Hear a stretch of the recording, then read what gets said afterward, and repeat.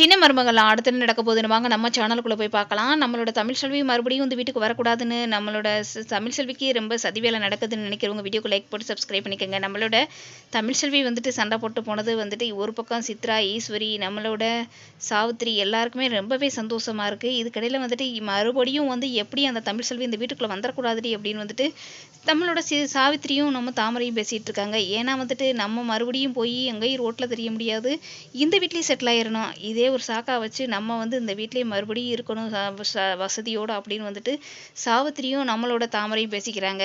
ஈஸ்வரி இதுக்கிடையில வந்து ஈஸ்வரியும் வந்துட்டு இனிமேல் இந்த தமிழை இந்த வீட்டுக்கு வாசலில் கூட மிதிக்க விடக்கூடாது, அவளை நிரந்தரமாக வந்துட்டு பிரித்து விட்டுட்டு ஐஸ்வர்யாவை சேதுக்கு கல்யாணம் பண்ணி வைக்கணும் அப்படின்னு அடுத்த பிளானை போடுறாங்க. இதுக்கிடையில் வந்துட்டு நம்மளோட தமிழும் சேதுவும் செம்மையாக ஒருத்தர் மேலே ஒருத்தர் கோவமாக இருக்காங்க. நம்மளோட அப்பத்தா வந்து எப்படியாவது 2 பேரையும் ஒன்று சேர்த்து வைக்கணும் அப்படின்னு வந்து அடுத்த யோசிச்சுட்டு இருக்காங்க. இன்னொரு பக்கத்தில் ராஜாங்கத்தை எப்படி வெளியில்